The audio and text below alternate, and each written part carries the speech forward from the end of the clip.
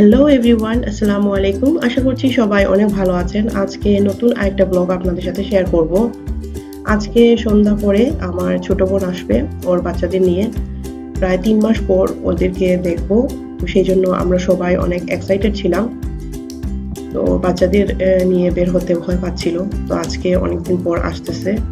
আসলে বাসায় থাকতে থাকতে সবাই অনেক বোর হয়ে গেছে। আর এদিকে আমি খাওয়া-দাওয়া শেষ করে দুপুরের এখন সাইনের জন্য চকোলেট আইসক্রিম তৈরি করছিলাম। কয়েকদিন থেকে আইসক্রিম খাওয়ার জন্য একদম পাগল হয়ে গেছে। আমি বাইরে থেকে আইসক্রিম এনে যে খাওয়াবো সেটা আসলে ভরসা পাচ্ছি না। তো ভাবলাম নিজেই বানিয়ে ওকে খাইয়ে দেই। তো এই আইসক্রিমের রেসিপিটা ইনশাআল্লাহ আমি আরেকদিন আপনাদের সাথে শেয়ার করব। আজকে আসলে অনেক ব্যস্ততার কারণে শেয়ার করতে পারছি না।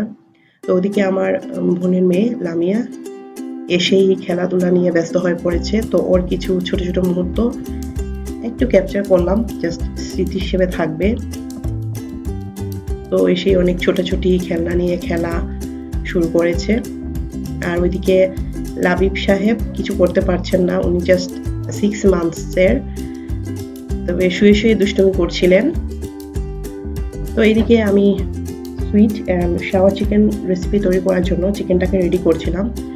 তো এখানে আমি চিকেনটাকে 1 চামচ গোলমরিচের গুঁড়া আর লবণ দিয়ে এটাকে ভালো করে ম্যারিনেট করে কিছু সময়ের জন্য রেখে দেব।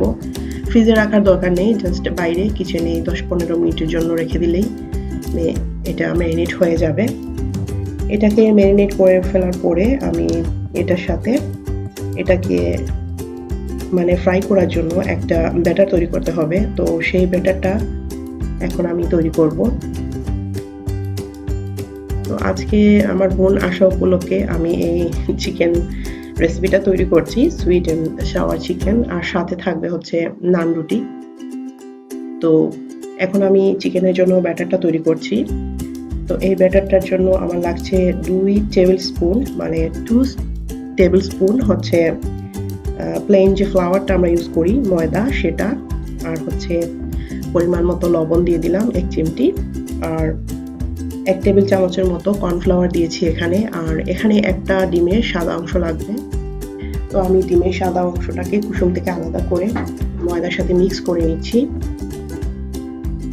তো ডিমের সাদা অংশটা ভালো করে মিক্স করে নেওয়ার পরে এখানে আমি নর্মাল পানি দেব, রুম টেম্পারেচারে যে নর্মাল পানিটা থাকে সেটা দিয়ে একটা স্মুথ ব্যাটার তৈরি করব।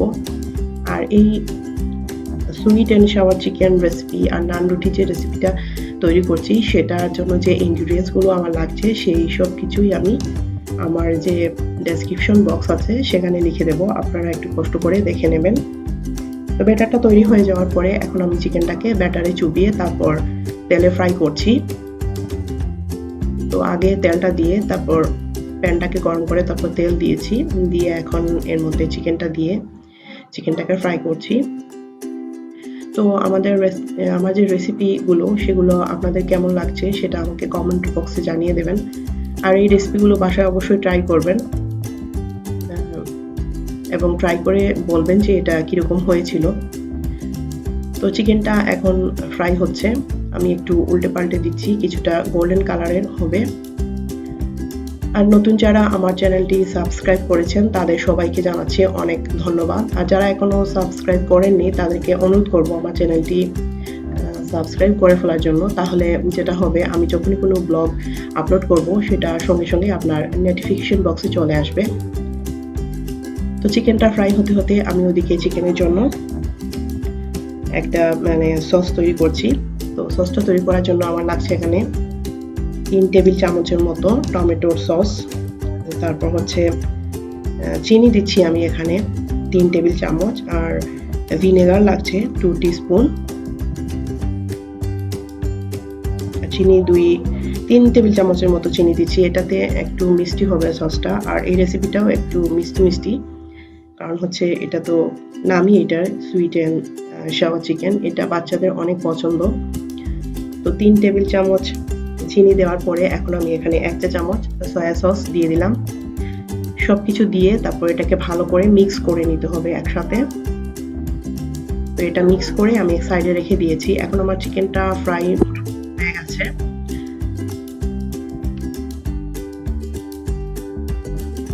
চিকেনটা কিছুটা গোল্ডেন কালারের করে আমি এটা রান্না করছি।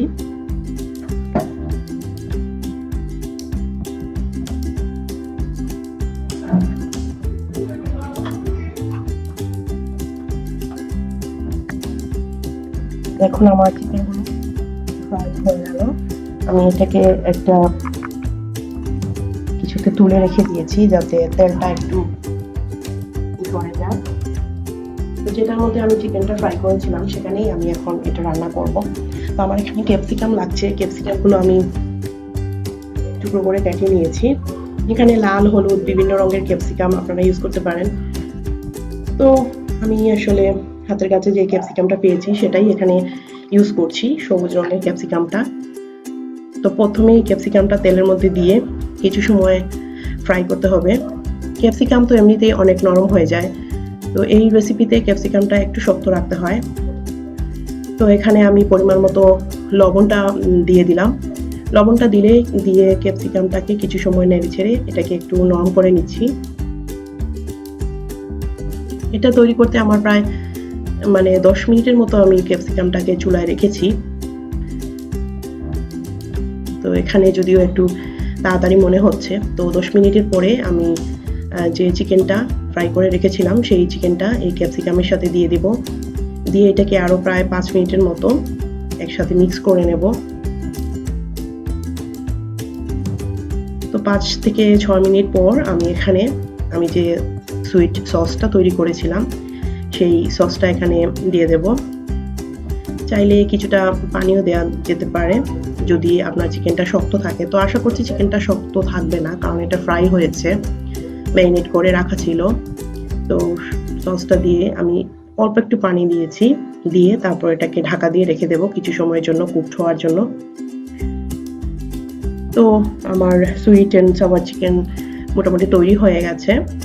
তো এখন আমি অন্য একটা বাটিতে ইস্ট গুলে নিচ্ছি, কারণ আমি এখন নান রুটি তৈরি করব। নান রুটি তৈরি করতে হলে আমাদের অবশ্যই ইস্ট লাগে। তো এখানে চিনি 1 চামচ আর ইস্ট নিয়েছি আমি 1 চা চামচ নিয়ে এখানে ওয়ার্ম ওয়াটার 3 চা চামচ পানি দিয়ে আমি একটু গরম পানি দিয়ে এটাকে নেড়ে চেড়ে তারপর 10 থেকে 15 মিনিটের জন্য একটু সময় ঢেকে রাখবো যাতে ইস্টটা ফুলে ওঠে। আর চিনি দিলে ইস্টটা অনেক তাড়াতাড়ি ফুলে ওঠে। আর এমনিতেও তো নান রুটিতে আমরা চিনি ব্যবহার করি, তো সেই চিনিটা আমি আগে ইস্টেই দিয়ে দিলাম। তো এখন গরম পানিটা দিয়ে ইস্টটাকে ভালো করে মিক্স করে নিচ্ছি।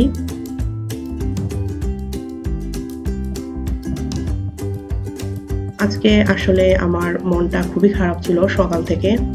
ভেবেছিলাম যে এই ভয়েস ওভারটা দিতে পারবো কিনা আজকে রাতেই। সন্ধ্যার সময় আমার বোন চলে গেছে, তো এখন আমি এটা ভয়েস ওভার দিয়ে রেডি করছিলাম। আজকে আমাদের সিলেটের একজন প্রখ্যাত ব্যক্তি ভাইরাসজনিত কারণে মারা গিয়েছেন, এম.এ. হক সাহেব। আমার অনেক প্রিয় একজন আঙ্কেল। উনি মারা যাওয়াতে আসলে সকাল থেকেই মনটা খুব খারাপ ছিল। আর কয়েকদিন আগেও আমাদের সাবেক মেয়র বদরুদ্দিন আহমেদ কামরান মারা গেলেন। তো একটার পর একটা ব্যাড নিউজ শুনতেছি, আসলে মন সবসময় খারাপ থাকে। তারপরেও জীবন তো আসলে থেমে থাকে না, জীবন চলতে থাকে। তো যাই হোক, আমার নান রুটিটা মোটামুটি তৈরি হয়ে যাচ্ছে। ডটা আমি এখানে মেজারমেন্ট কাপ দিয়ে মেপে 2 কাপের মতো ময়দা নিয়েছি, 2 টেবিল চামচ সয়াবিন তেল দিয়েছি, আর পরিমাণ মতো লবণ দিয়েছি। দিয়ে আমার যে ইস্টটা আমি গুলে রেখেছিলাম সেটা দিয়ে এটাকে মেখে নিয়েছি। এখন আমি পানি দিচ্ছি। তো আমার হিসাব মতে 2 কাপ ময়দাতে 1 কাপের মতো পানি লেগে যায়। তো এখানে পুরো 1 কাপের মতো পানি লেগেছে। আর নান রুটির জন্য যে ডোটা আমরা তৈরি করি সেটা সাধারণত একটু নরমই হয়, তো কিছুটা নরম থাকে কারণ এটাতে অনেক গরম পানিও ইউজ করা হয় সেই জন্য। তো আমার ডোটা মাখানো শেষ হয়ে গেছে। আমি হাতে একটু তেল নিয়ে এটাকে আবারও মেখে তারপর প্রায় ঘন্টা খানিকের জন্য একটা প্লেট দিয়ে বা কিছু একটা দিয়ে ঢেকে রেখে দেব। তো আমার মাখানো শেষ। এখন আমি এটাকে প্রায় ঘন্টা খানিকের জন্য একটা প্লেট দিয়ে ঢেকে রাখলাম। তো প্রায় ঘন্টা খানিক পর এখন আমি এই রুটিটা বেলে নেব। দেখুন কতটা সফট হয়েছে, অনেক সফট হয়েছে এবং অনেকটা ফুলে বেশি মানে অনেকটা হয়ে গেছে, যতটা ছিল তার চেয়ে বেশি হয়ে গেছে। এখন আমি একটু ছোট ছোট লেচি করে নিচ্ছি আমার সুবিধার জন্য, যাতে ঝটপট রুটিগুলো বেলে নিতে পারি।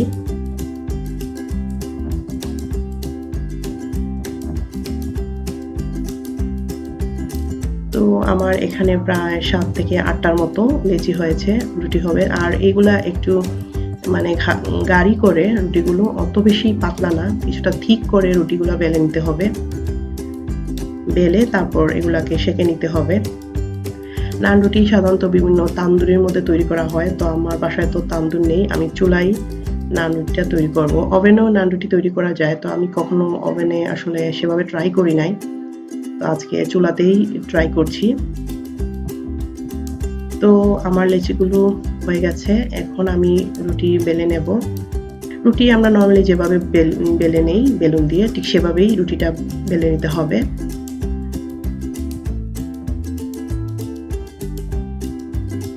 তো কিছুটা ঠিক হবে রুটিগুলো।